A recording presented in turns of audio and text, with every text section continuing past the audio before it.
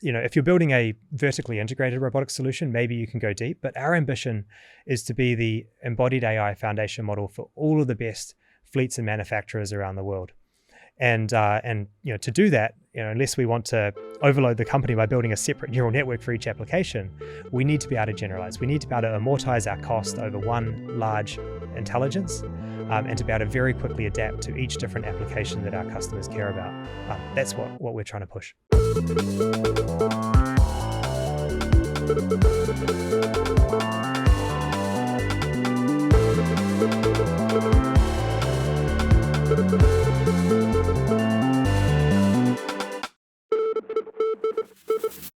Today, we're talking with Alex Kendall, CEO of Wayve, about the shift from software 1.0 to 2.0, or from classical machine learning to end-to-end neural networks in autonomous driving.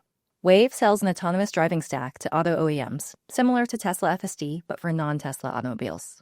Major car manufacturers globally, like Nissan, are choosing Wayve to power their AV stacks. Alex started Wayve back in 2017, when most self-driving software stacks were massive hand-coded C++ code bases covering every possible edge case, like navigating around double-parked cars. Alex bet the farm from the beginning on an end-to-end neural net approach to self-driving and on the use of synthetic data and world models as the ultimate path to generalization and scaling. Today, that architecture is reshaping AV and all of physical AI, including robotics. Enjoy the show. Alex, thanks for joining us on the show. Hey, Pat. Hey, Sonya. One of the things that is very special about your company is that it sort of typifies AV 2.0, meaning a new architectural approach that I think is kind of demonstrated to be superior to the AV 1.0 approach that people toiled with for so many years. Can we just start by defining what was AV 1.0? What is AV 2.0? For sure. When we started the company in 2017, the opening pitch in our seed deck was all about the classical robotics approach at the time was to take a perception, planning, mapping, control, essentially break down the autonomy problem into a bunch of different components and largely hand engineer them. And our pitch was that, we think that the future of robotics is not going to be a system that's hand engineered to drive with a lot of infrastructure like high definition maps, but instead we thought that the future of robots would be intelligent machines that have the onboard intelligence to make their own decisions. And of course, the best way we know how to build an AI system is with end-to-end deep learning. So for the last 10 years, we've been promoting an approach, a next generation approach, AV 2.0, that replaces that stack with one end-to-end neural network. Now, of course, that may seem more obvious today, but it has been contrarian for many, many years.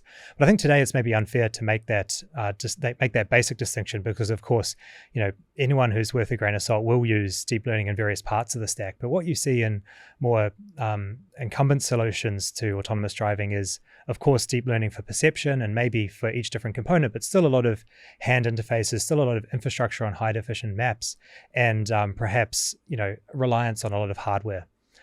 So our solution is still somewhat moved on, but today, rather than just being an end-to-end network, today, of course, we start to talk about foundation models. We start to talk about more of a general purpose intelligence, one that can understand not just how to drive that car, but many cars with different sensor architectures, with different use cases. And so really it all boils down to how do we build the most intelligent robot that can scale without needing onerous infrastructure.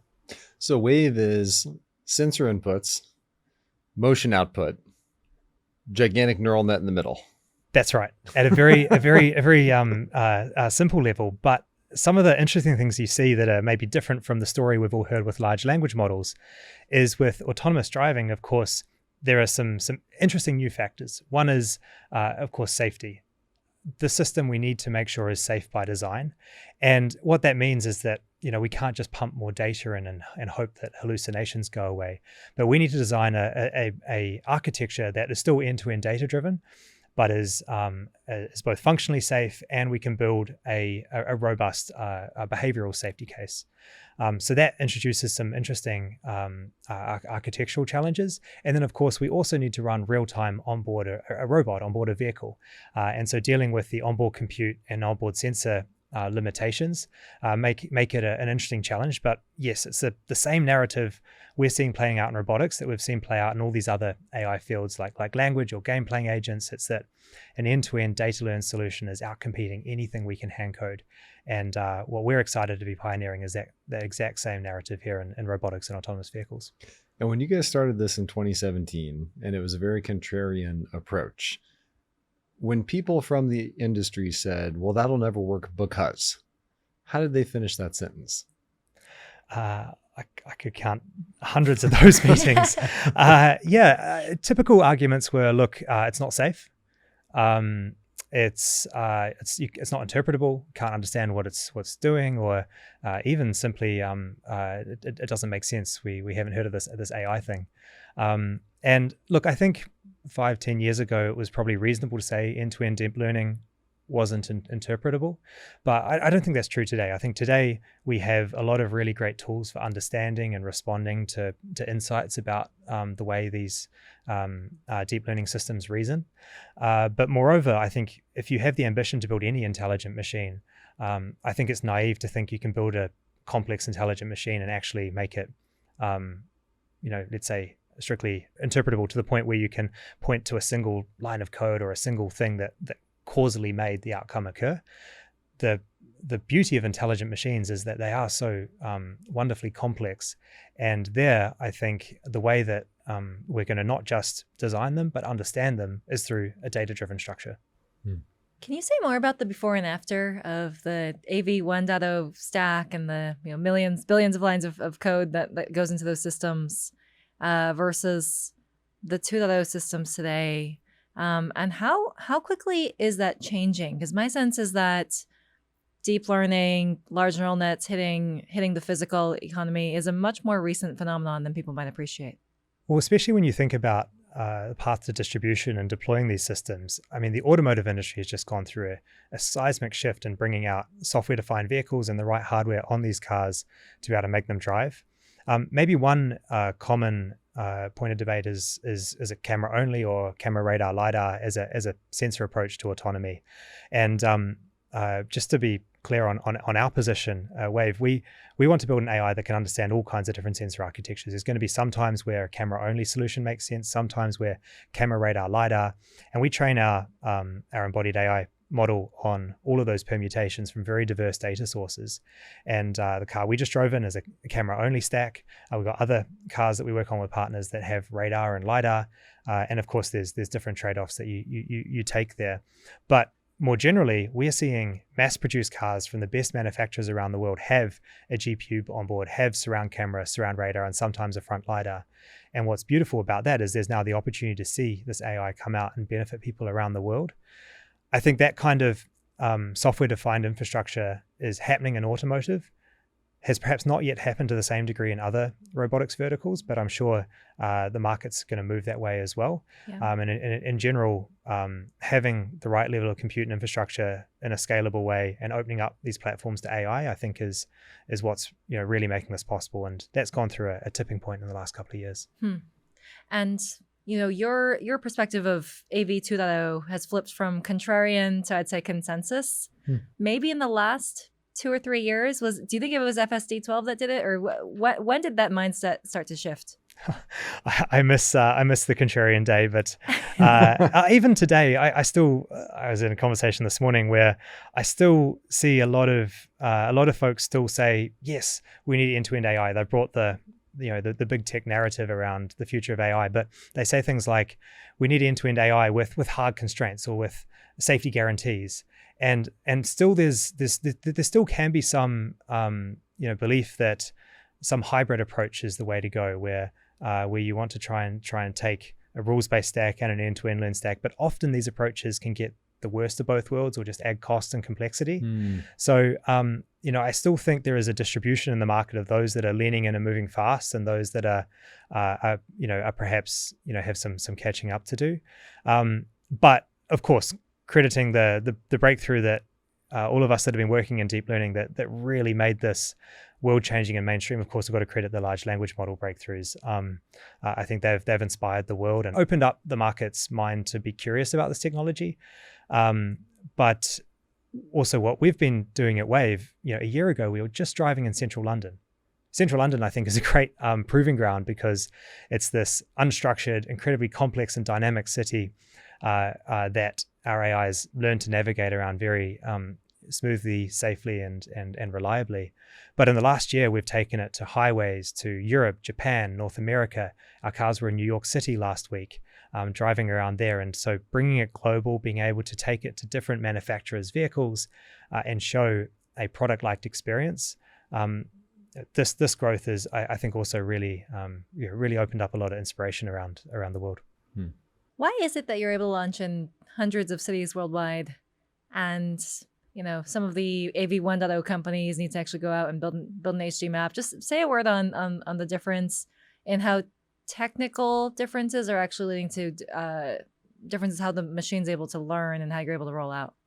Autonomous driving is all about generalization. Generalization means being able to reason about or understand something you've never seen before. Every time you go for a drive, you're going to see something new for the first time. What did we see today? We saw a road worker rolling out some carpet thing in front of the road, but on a pedestrian crossing, but not wanting to step out. And we had to reason about, could we pass them without yielding, for example. There's just an example from earlier today, but you could think about all the new things you see on the roads every time you drive. You're never going to see every experience in your training data. Yeah. So that means that you have to be able to reason and generalize to things you haven't seen before, to be safe, to be useful around the world. And that's what has motivated our entire approach. So whether it's us, a manufacturer giving us one of their vehicles and within a couple of months, us being able to drive it on the road. A couple of weeks ago, in September this year, we unveiled a vehicle to media with Nissan in Tokyo. Just 4 months earlier was the first time we'd even driven in Tokyo and got hands on this vehicle. 4 months later, we were having media drive in the car, experience it, and that was a new country and a new vehicle for us. So what that showed is that our AI was able to generalize. It's trained on very diverse data from around the world. It's trained on diverse sensor sets, vehicles. And so it was able to understand that vehicle's new sensor distribution and, of course, the complexity of driving around in central Tokyo. So I think that's a really great demonstration of generalization. And if we think about, if you're building a vertically integrated robotics solution, maybe you can go deep. But our ambition is to be the embodied AI foundation model for all of the best fleets and manufacturers around the world. And to do that, unless we want to overload the company by building a separate neural network for each application, we need to be able to generalize. We need to be able to amortize our cost over one large intelligence and to be able to very quickly adapt to each different application that our customers care about. That's what we're trying to push. You mentioned reasoning in there in terms of how the model is reasoning through, this construction worker, what do I do now? In the LLM world, obviously reasoning is its own separate track, lots of scaling inference time computes techniques. Are you deliberately training your models to reason? Is it an emergent behavior of the models? Say more about what you mean about reasoning. We are, and I think reasoning in the physical world can be really well expressed as a world model. In 2018, we put our very first world model approach on the road. It was a very small 100,000 parameter neural network that could simulate a 30 by 3 pixel image of a road in front of us. But we were able to use it as this internal simulator to train a model-based reinforcement learning algorithm. There's a fun blog post if you want to see the history on that. But fast forward to today, and we've developed Gaia. It's a full generative world model that's able to simulate multiple camera and sensors in very rich and diverse environments. You can control it and prompt the different agents or scene in it. And that's an example of reasoning where we can train in the ability to simulate how the world works and what's going to happen next.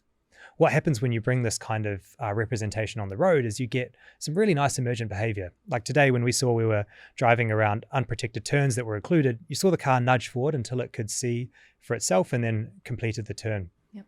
Or when it's foggy in London, you see the car slow down and drive to what it can reason about. And by training it with that level of understanding, it gives that level of emergent behavior that helps it really understand particularly complex multi-agent scenarios. I think that's key for getting safe and smooth autonomous driving. So the world models are really key to teaching the model how to reason through new scenarios. 100%. You mentioned earlier the diversity of your data. Say a word about where all the data comes from. It's becoming like an enormous amount of data because, of course, unlike the language domain or image domain, when we're dealing with, a typical self-driving car that has a dozen multiple megapixel cameras, radar, maybe a LiDAR, you're dealing with, when you aggregate that up, it's very quickly tens or hundreds of petabytes of data. So it's an enormous amount of data you have to train on, but it's the diversity that's really key. And we've solved for diversity in two ways. The first one is by becoming a trusted partner across the industry and aggregating data across many different sources, from dash cams to fleets to manufacturers to robot operators. And the second one is being able to filter and really understand the data. Here we've really worked hard to develop different unsupervised learning techniques to be able to cluster and find unusual or anomaly experiences. And of course, find the scenarios that our system is performing poorly at, and then drive the learning curriculum on those. But yeah, today we learn from a diverse set of vehicles, a diverse set of sensor architectures of countries, and that's really one of the key things that drives the level of generalization. Does the increased growth of world models and simulated data, does that mean that you just don't need as many actual on-road miles? I think there's two sides to that question, right? On the one side, yes, learning efficiency really matters. Yeah. But the second, you can't only rely on learning efficiency. At the limit, if we take our current approach and just scale it up, I'm sure it'll produce generic level 5 driving. At the limit, if you have unlimited training data, this is really just a lookup data table with some prior experience, but that's not economically or technically feasible. And so the question is, how can you train this to be the most efficient, data efficient system? Because I think efficiency will lead to not just improved cost, but faster time to market and more intelligence. So efficiency comes from a number of different factors. There's most importantly, how the data curriculum you put in place, but then the learning algorithms. How do you magnify the learning you have? And I think world models are a really great opportunity for that. They generate synthetic data and synthetic understanding that doesn't replace real world data, but it recombines it and magnifies it in new ways. It lets you pull in interesting insights, and I think these kind of approaches can really, really improve data efficiency.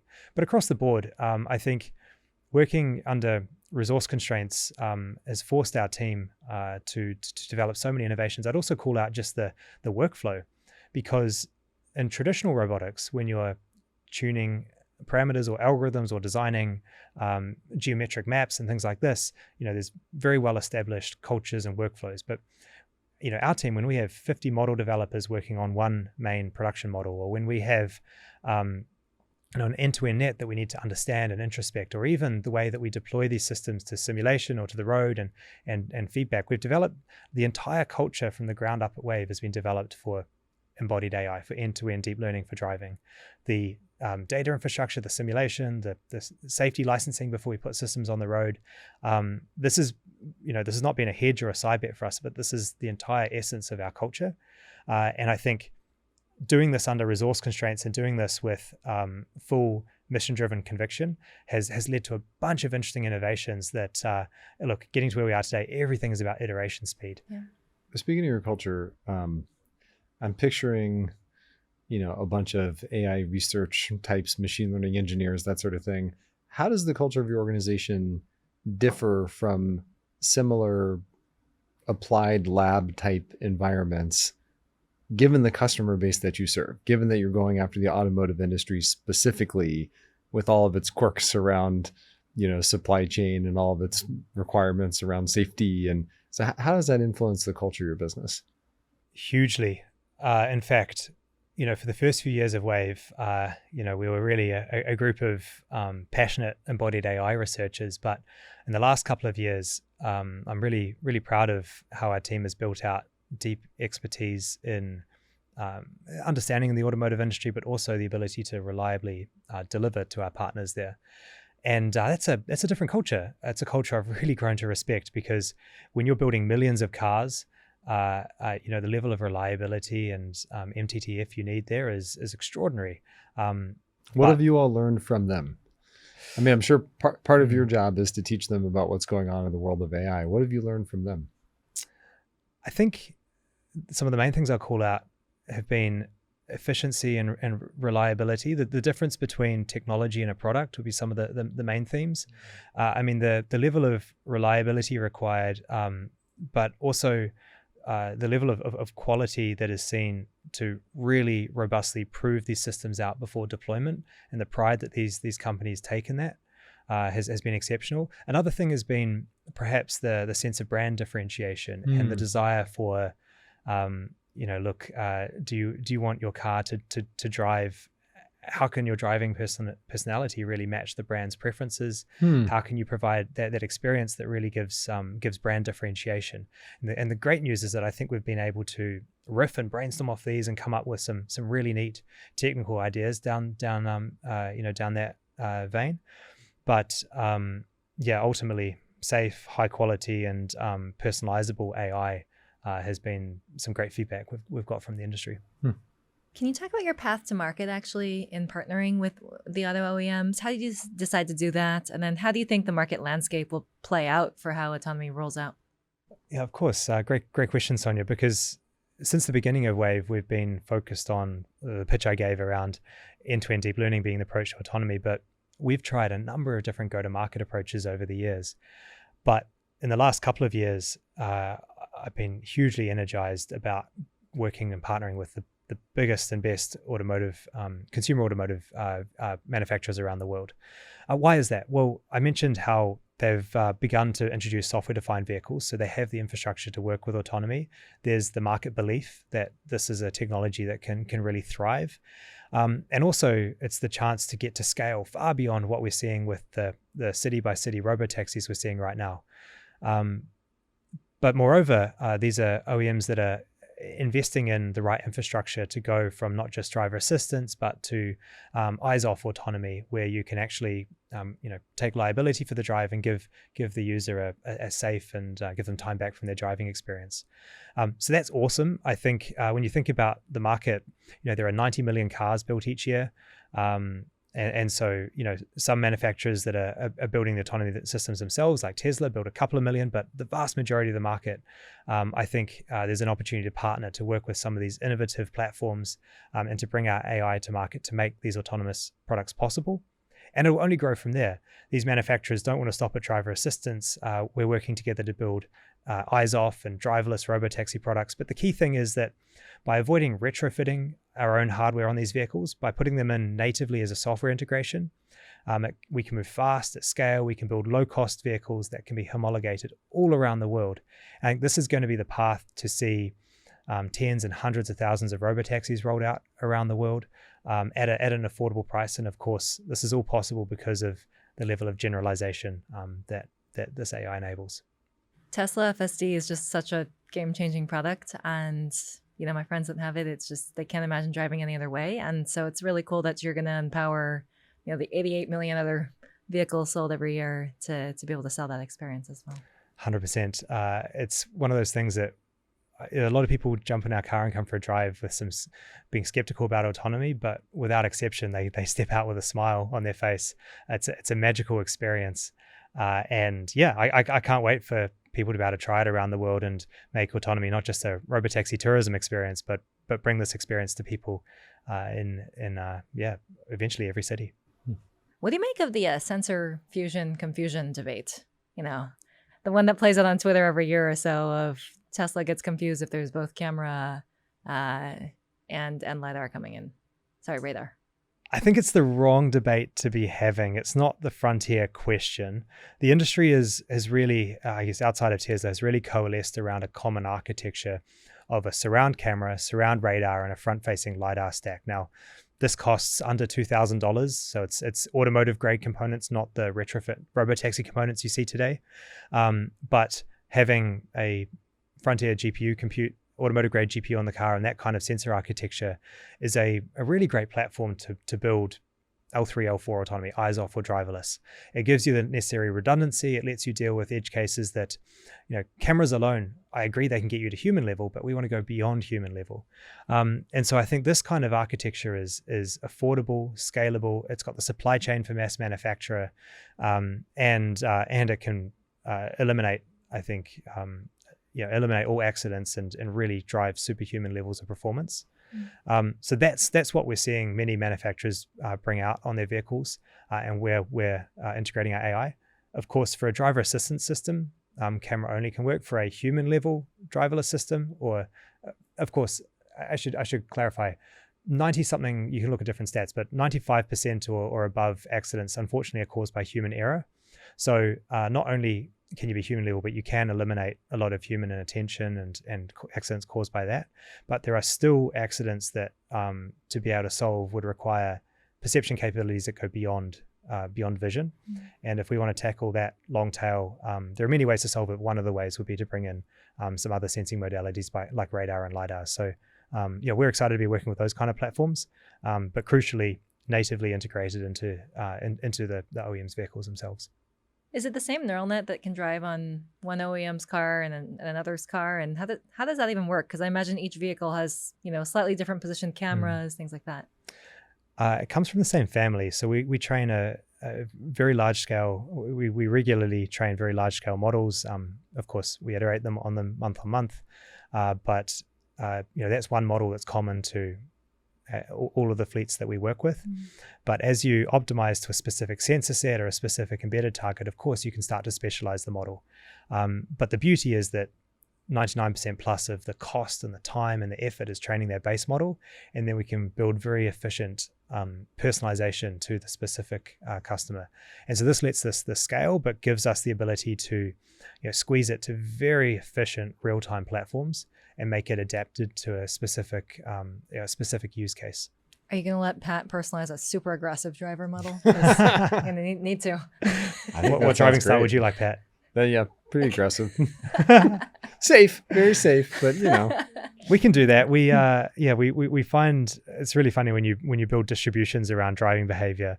You can really tell from the human training data we have. You can really tell when it goes from being helpfully assertive, let's say, to unhelpfully aggressive, and we can draw a clean line there. Yeah, there you go. What about you, Sonya? How was the drive we just had? Fantastic. It was comfortable. It was safe. And it felt very human, actually. Like the way it was kind of nudging up when it couldn't see on the turn. It was very human. Yeah, well, it's as complex as we can get in Silicon Valley, but come to Tokyo or London, or I was in the weekend in downtown San Francisco, and you really need the ability to predict and reason about other folks around you to be able to drive in a human-like way. And what we find is that if you're not able to smoothly go around double parked vehicles or deal with other dynamic obstacles, or even the prevailing row of traffic might not be aligned to the specific lane, but maybe there's a human-like way of driving, then what's awesome about the intelligence that we built is it's able to reason about these things and keep the traffic flowing, keep interacting with road users in a very human-like way. I think this is going to be key for societies to accept and love robo-taxis. I can't wait to make that a reality. Are there any specific corner cases that your cars have a hard time with today? There are loads, and it's really hard to generically talk about one because they're so rare. Yeah. If I was, it's very hard to say, it's always these types, because it's always, a corner case is a couple of edge cases coming together in a corner, and it's always confounding factors when you get something really obscure. Yeah. But we've driven in over 500 cities this year. And so when you're driving at that level of scale, of course, you see things that you've never seen before. Road signs are written in a new language. Actually, maybe one way to break it down is often we talk about driving broken down into safety, utility, and flow. Yeah. Safety being, of course, safety critical behavior, flow being the style of driving. Is it smooth? Is it enjoyable? And then utility being the navigation and road semantics. And safety and flow we've found generalize exceptionally well throughout the world. We get almost uniform metrics in every country we operate in terms of safety and flow or comfort of the drive. But utility has been the really interesting one. As we've gone global, how do you navigate? How do you deal with road signs? How do you read different languages? How do you deal with different driving cultures? And so that's the one that's been interesting. But from a we published some results about this. When we went from the UK to the US, we needed hundreds of hours of data to be able to drive, within 10% of our frontier performance. But then when we went to Europe and to Germany, of course, we'd already learned to drive on the right side of the road. Coming to the US, we'd learned to do right turns at red lights. Then coming to Germany, we had to learn to still drive on the right side of the road. But of course, you can't turn right at a red light there. But then on the Autobahn, you'd like this. You need to drive. We drive today up to 140. So pretty fast there. But it gets more efficient each time with exponentially less data in each new market because you've seen some of those things before. Yeah. You mentioned at the beginning that large language models were part of what flipped your approach from contrarian to consensus. Are you integrating large language models at all into your models? And I know some of the robotics companies that are getting started now are starting from this VLA, VLM base. Is that part of your architecture? 100%. In 2021, we started working on language for driving. I remember my team came to me at the time and said, hey, we should start a project on language. I said, no, guys, startups are all about focus, keep focus. But they actually gave some pretty compelling arguments. So we started to play around with these things. And a year or so later, we released Lingo, which is the first vision language action model in autonomous driving. And what was special about this model was it could not only drive a car, see the world drive a car, but also converse in language, and it'll let you talk to it, ask it questions. What are you finding that's risky? What's going to happen next? Or even it could commentate your drive. And what's interesting about this is that, so there's a few benefits. One is bringing language into pre-training, of course, just improves the representation's power, gives, more interesting information to learn from than just imagery alone. But then second, aligning the representation with language opens up a ton of interesting product features. It enables you to create a chauffeur experience where you could actually talk to your driver. No longer do you need a PhD in robotics to understand the system, but actually you can just talk to it and ask it to drive. Pat, if you want to race around the commute super fast, then you can demand that. But then third, it gives you a really nice introspection tool where you can start to actually, you could imagine regulators or our engineering team converse with the system in language to really diagnose why it's doing what it's doing or get it to explain its reasoning. So I think these are really clear benefits, which we're really excited to be pushing. That's super cool. And you're running it on the embedded compute. We are. So we've put out demos that run off-board. On-board's challenging with what's in the automotive market today, but some of the next generation compute, for example, the NVIDIA Thor that our next-gen development vehicle is going to be built with, will be large enough to run it on board. Wow. That's going to be cool. Very cool. You've talked about how autonomous driving sort of provides a path to more generalized embodied AI. Can you paint that picture for us, how you go from autonomous driving to, I don't know, humanoid robots or whatever other things you might want to embody AI? I think we're going to be in the future looking at a ton of interesting use cases for robotics. What we're seeing is that mobility is becoming possible, I think, much before manipulation. Manipulation is challenging in terms of access to data, global supply chains for hardware, and actually even the hardware designs themselves. Like I think tactile sensing is still a really hard challenge. But inevitably, it'll be a massive transformative thing. But maybe is at the maturity of where self-driving was in 2015. But today, our system is rapidly becoming a general purpose navigation agent, giving it an arbitrary sensor view and a goal condition. It's able to produce a safe trajectory. So I think we're going to see a rapid advancement from not just consumer automotive, robo-taxis, you can think about trucking and other applications, but this AI will enable manufacturers and fleets who want to build robots in any kind of mobility application. And of course, we're really excited to be working with frontier developers and applications over time as you go out across that robotic stack. And I expect we'll see more maturity in the coming years from manufacturing and manipulation use cases as well. But in the end, I think the benefits of having a large foundation model that certainly in automotive, I think we have access to the largest robot and data supply chain. And so we're really lucky in that regard to be able to push forward the intelligence there. But generalizing that intelligence in new applications, I think there'll be benefits from the model being able to experience multiple different verticals, and it'll only make it more general purpose. Any applications you're excited about? I mean, I'm psyched to have humanoid robots walking around. Yeah, me too. I think I think they're going to be neat.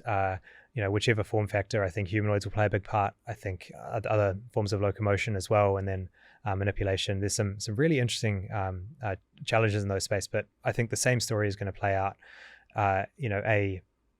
Working on a narrow application, like when self-driving went to Phoenix, Arizona, and put in a ton of infrastructure and expensive hardware to make it work is going to, I think, have limited runway.